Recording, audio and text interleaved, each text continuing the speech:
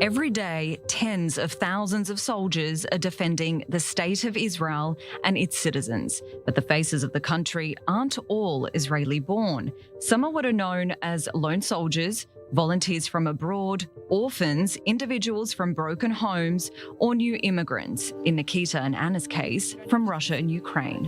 When I joined the military and came across the Israeli and Arab culture, it was difficult for me. It was hard for me to communicate with them due to cultural gaps. At the beginning of my service, I didn't really enjoy being there because I didn't have any friends. It was difficult for me because I couldn't speak Hebrew. Out of more than 150,000 soldiers serving in the IDF in total, around 7,000 are lone soldiers. Half of them are native Israelis who are orphans or come from low socioeconomic backgrounds. The other approximately 45% of lone soldiers are new immigrants, coming from Jewish communities all over the world. Russian speakers make up about 1/3 of these new immigrants, but the rest are from ultra-Orthodox neighborhoods who were shunned by their families for deciding to go to the army. I needed someone who's been there, been in my situation. I needed to look for answers and help as much as possible. Indeed, help is needed because the immigrants are drafting alone with no immediate family in Israel to support them. The challenges surface when they leave base, which can be once a month or every weekend.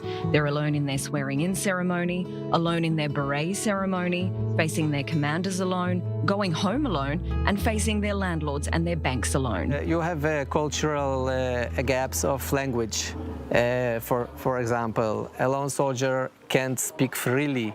He can't express himself in the way he wanted to. Also, we have the issue of religion.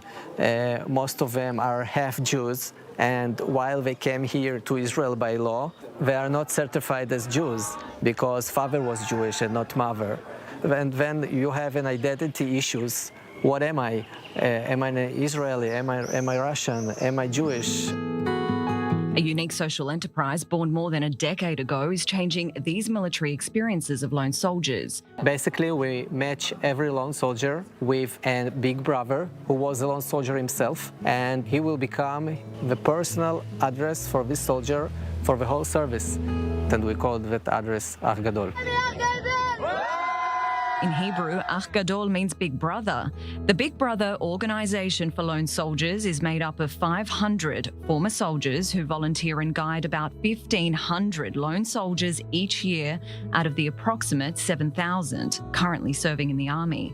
Former soldiers act as big brothers and big sisters to current soldiers. The way Esti helped me was with her knowledge and information. She knows all the important dates in the military and taught me how to communicate with my commander effectively.